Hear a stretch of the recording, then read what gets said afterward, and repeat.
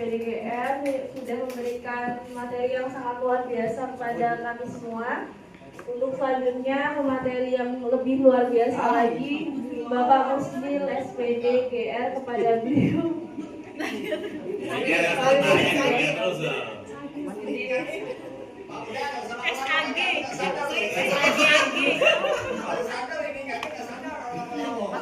Assalamualaikum warahmatullahi wabarakatuh. Dalam hal ini mungkin dengan waktu, ya mungkin ada juga request ya dari teman-teman, ya untuk pengibasan ini ya kita batasi waktunya. Memang dari Fasil itu tidak ditentukan waktunya jam berapa sampai jam berapa atau menit berapa sampai berapa, enggak. Ya, tapi intinya kita sudah mengimbaskan kepada rekan-rekan guru ya apa ilmu yang telah didapat selama pelaksanaan pelatihan PM ya. Jadi oleh karena itu dalam hal ini mungkin dalam pemaparan saya enggak begitu perfect sama dengan fase-fase yang begitu profesional ya, saya minta maaf ya, karena ini masih tahap belajar. Jadi kita semua ya diminta untuk memaklumi. Ya, jadi dalam hal ini kami dengan Bu Aya itu sudah membagi modul. Itu ada 7 modul yang akan disampaikan karena kami utusan dari SMP 1 Moratawang cuma ada 2, ada yang 3 juga. Ya, tapi ini ada 2 maka dibagi beberapa modul. Kalau dipaparkan mungkin ya nggak cukup 1 hari. Dalam 7 modul aja kemarin itu hasilnya ada 3, itu habis 7 modul. Ya, jadi oleh karena itu ya kita tidak akan memaparkan semuanya. Ya, tidak akan memaparkan semuanya. Mungkin ya dalam pemaparan dari Bu Aya tadi ada sedikit banyak yang sudah disampaikan. Jadi kalau sudah disampaikan berarti saya tidak akan menyampaikan lagi. Jadi saya anggap ya Ibu Bapak ya semuanya sudah mengerti ya apa yang telah disampaikan oleh Ibu Aya. Oke. Di sini saya akan memaparkan atau mengimbaskan tentang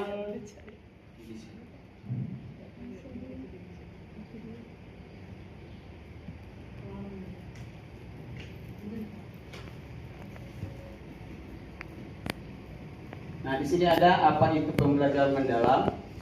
Nah, definisinya pembelajaran mendalam adalah pendekatan filosofis dalam pendidikan yang berfokus pada proses belajar yang berkesadaran, bermakna dan menggembirakan untuk mengembangkan potensi peserta didik secara holistik melalui olah pikir, olah hati, olah rasa dan olah raga. Jadi di sini ya kita telah memahami bahwasanya proses belajar itu ya ada beberapa berkesadaran. Itu sudah dipaparkan oleh Ibu Aya. Bermakna, bagaimana ya proses belajar yang bermakna? Ya, apa saja yang kita harus lakukan selama kita di dalam kelas? Ya, mungkin yang bermakna itu kita jangan sampai ya anak-anak itu membosankan. Kadang-kadang kita memberikan suatu pembelajaran, kita memberikan materi itu secara monoton. Jadi di sini ada variasi yang harus kita berikan kepada anak, yang bisa membuat materi itu bermakna. Ya, apa saja contohnya? Misalnya kita ya belajar matematika misalnya. Ya, bagaimana hitung-hitungan, bagaimana kubus atau bagaimana apa yang lain-lainnya itu. Jadi itu harus bermakna. Yang kedua adalah yang menggembirakan. Bagaimana anak itu bisa senang, bagaimana anak itu bisa bergembira ya selama kita memaparkan pembelajaran itu. Ya. Jadi dalam hal ini untuk mengembangkan pembelajaran yang menggembirakan ini, bagaimana? Ya kita harus bisa membawa anak itu dengan hati yang senang, hati yang yang bisa menggembirakan lah, ya. Supaya anak itu tidak jenuh, ya, dalam belajar. Ya contoh ya, kalau misalnya matematika itu kan kadang-kadang kan anak ada yang suka, ada yang kurang gitu kan, karena ya banyak rumus, banyak apa yang akan dipelajari. Jadi masing-masing anak itu kan berbeda-beda, ya, berbeda-beda cara pola pikirnya. Dan selanjutnya adalah berkesadaran, ya, itu juga sudah dipaparkan oleh Pak Ayat. Jadi dalam hal ini saya tidak akan memaparkan lagi, ya, kan nanti kalau dipaparkan nanti akan panjang kali lebar, ya. Jadi oleh karena itu kita lanjut aja pada. Nah, di sini ada tujuan pembelajaran mendalam. Nah, di situ satu menciptakan pemahaman konseptual yang mendalam melalui sekedar hafalan. Nah, itu juga sudah saya paparkan pada awal tadi, yaitu contoh dalam pelajaran matematika. Jadi pelajaran matematika itu kan tidak bisa dengan sistem hafalan, ya. Ya, contohnya aja kalau misalnya dalam pelajaran agama kalau misalnya kita akan memberikan satu tugas hafalan, anak-anak itu kadang-kadang ya susah, kita kasih waktu berapa hari, susah untuk menghafalnya. Ya, jadi oleh karena itu sekarang ini lebih kita tekankan lagi pada anak, bukan artinya kita untuk menghukum anak dengan hal-hal seperti itu, tapi adalah untuk memberikan suatu pembelajaran yang bermakna ya kepada anak. Yang kedua adalah mengembangkan kemampuan berpikir kritis, kreatif, dan analitis. Ya. Yang keempat adalah mendorong siswa untuk dapat menerapkan pengetahuan dan keterampilan dalam berbagai situasi kehidupan nyata. Nah, sekarang ini bagaimana? Ya, siswa itu melaksanakan ya pembelajaran itu dalam kehidupan nyata. Ya, dalam kehidupan nyata itu, misalnya pelajaran agama. Ya, bukan hanya kita memberikan suatu hafalan atau tugas-tugas lainnya, tapi dalam kehidupan sehari-hari bagaimana dia? Contoh misalnya hormat kepada orang tua. Bagaimana dia? Sama gurunya hormat, tapi bagaimana dengan orang tuanya di rumah? Ya, kita lihat banyak sekali anak-anak kita ini yang moralnya kurang. Kadang-kadang jangankan ini, dengan kita aja sebagai guru kadang-kadang susah, kita panggil aja malah berlari. Ya, dengan orang tua apalagi. Nah, itu ya. Jadi oleh karena itu ya kita harus yang keempat, mempersiapkan generasi. Yang kedua ya, mengembangkan kemampuan kritis, analisis, mendorong siswa untuk dapat mendapat pengetahuan dan keterampilan bersituasi kehidupan nyata tadi. Ya, jadi oleh karena itu kita benar-benar dapat, ini pelajaran agama yang saya paparkan di sini adalah ya seperti hormat pada orang tua, hormat pada guru. Dalam kehidupan nyatanya bagaimana? Ya kurang. Ya, kurang dalam menghargai dan menghormati, dan begitu juga dengan teman-teman sebayanya. Selanjutnya adalah mempersiapkan generasi yang adaptif, kritis, dan kreatif menghadapi tantangan masa depan. Nah, sekarang ini sudah abad 21. Ya, kita harus betul-betul ya paham ya dengan anak-anak sekarang ini banyak dekadensi moral. Ya mungkin dalam pembelajaran agama moralnya, akhlaknya, budi pekerti, adab, ya itu kurang. Ya kita hanya bisa sebatas itu. Selanjutnya kita serahkan kepada orang tua. Bagaimana pembinaannya? Ya, bagaimana? Ya cara orang tua untuk membimbing ya anaknya di rumah. Selanjutnya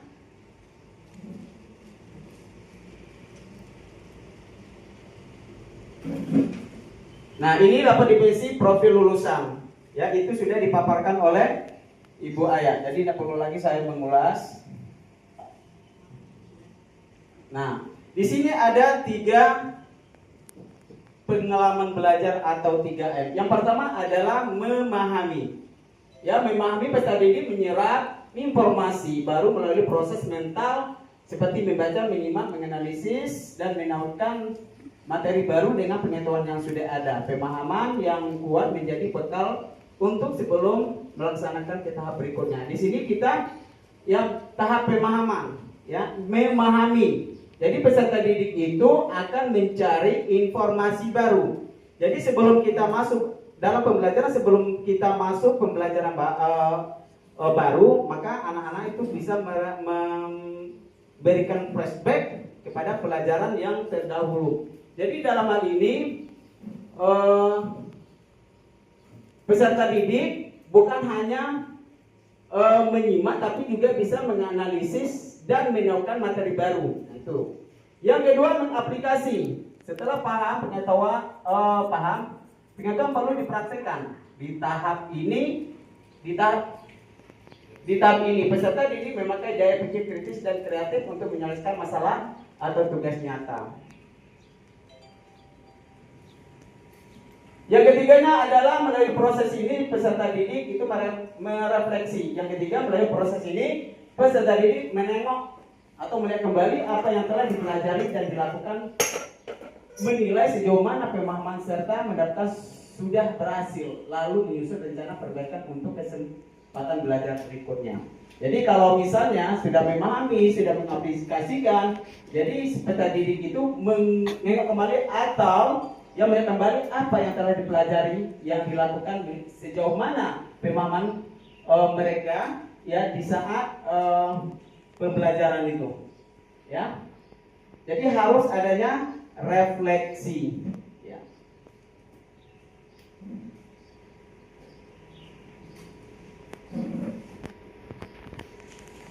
Nah, di sini ada pengalaman belajar pada pendekatan pembelajaran mendalam.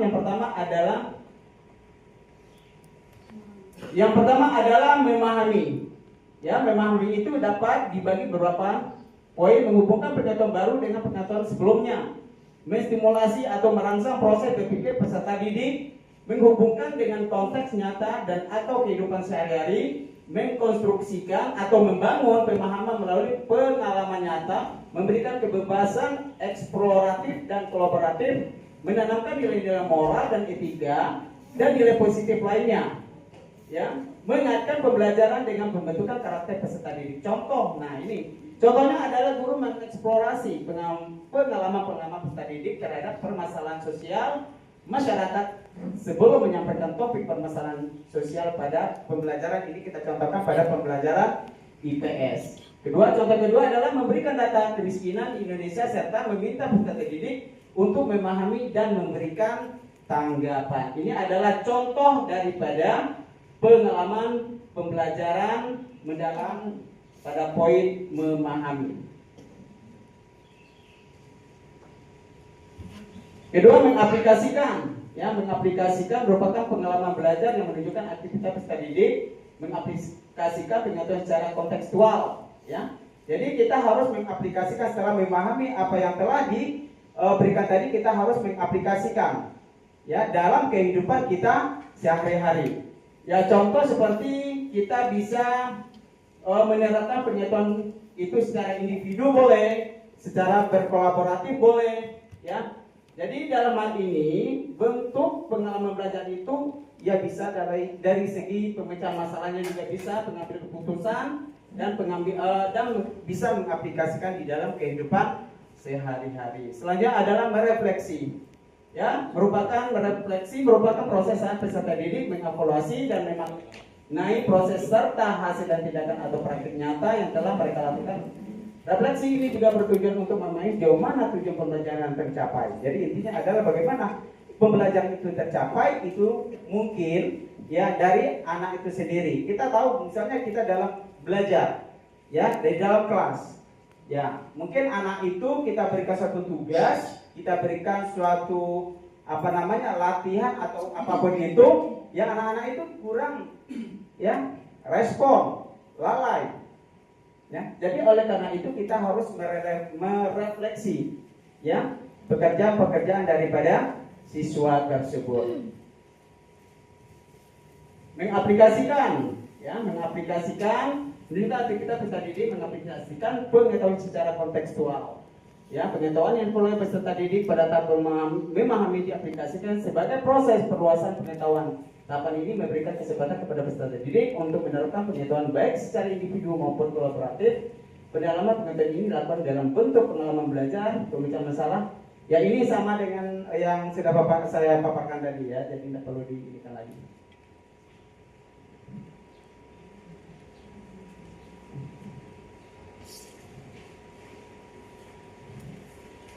Nah, di sini ada 3 prinsip asesmen. Yang pertama adalah berkeadilan. Ya, pendidikan melakukan penilaian yang tidak biasa oleh latar belakang, identitas atau kebutuhan khusus.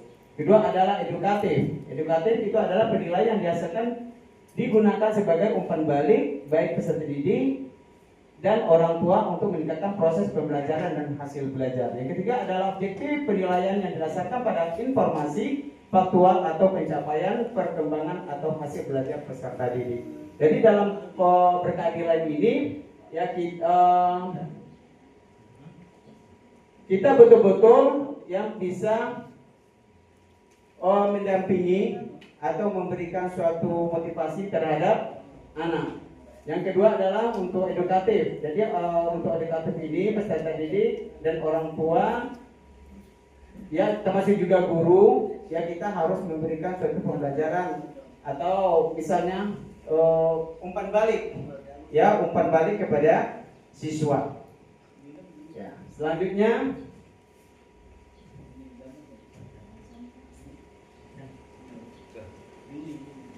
nah di sini ada asesmen pada pembelajaran mendalam. Itu ada 2, asesmen formatif dan juga ada asesmen sumatif. Apa itu asesmen formatif? Yaitu asesmen diawali pembelajaran yang dilakukan untuk mengetahui kesiapan murid untuk mempelajari materi ajar yang mencapai tujuan pembelajaran yang direncanakan. Jadi untuk pelajaran awal, ya kita tidak hanya langsung untuk memberikan suatu materi, ya kita harus ada pembelajaran awal. Misal, ya kita baca salam, terus kita mengkondisikan anak. Dalam di kelas itu mungkin ada sampah, jadi kita berikan dulu sama anak untuk membersihkan kelasnya dan juga untuk merapikan pakaiannya.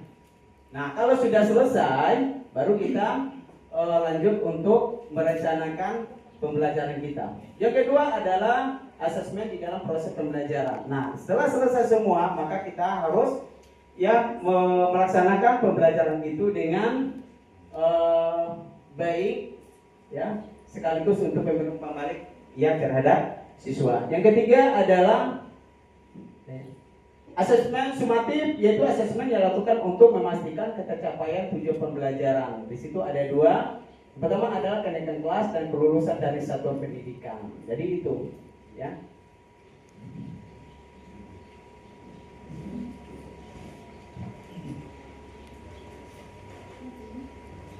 Nah, di sini ada PPM ya, perintah pembelajaran. Pertama, identifikasi. Nah, di situ ada identifikasi dapat dibagi pulang. Pada 3, mengidentifikasi kesiapan murid, ya. Yang kedua, memahami karakter materi pelajaran. 3, menentukan dimensi profil kelulusan. Yang keduanya adalah desain pembelajaran, menentukan tujuan pembelajaran, menentukan kerangka pembelajaran, praktis, pedagogik, kemitraan, pembelajaran, lingkungan pembelajaran, pemanfaatan digital. Ini juga sudah dipaparkan oleh Buaya ya? Belum ya? Belum. 3 adalah asesmen pada awal pembelajaran, asesmen pada proses pembelajaran, asesmen pada akhir pembelajaran. Jadi di sini kita bukan hanya memberikan suatu asesmen awal saja, tetapi juga harus berikan asesmen pada proses pembelajaran dan asesmen pada akhir pembelajaran. Mungkin dalam asesmen pada proses pembelajaran mungkin kita bisa memberikan tugas-tugas kepada anak, dan asesmen pada akhir pembelajaran ya bisa saja kita memberikan ya PR atau tugas di rumah. Yang selanjutnya adalah pengalaman belajar. Ya, merancang pembelajaran dengan prinsip berkesadaran, bermakna dan menggembirakan. Yang kedua adalah mendeskripsikan pengalaman belajar, memahami, mengaplikasikan dan merefleksi. Nah, ini sudah ini dah. Kesadaran. Oke.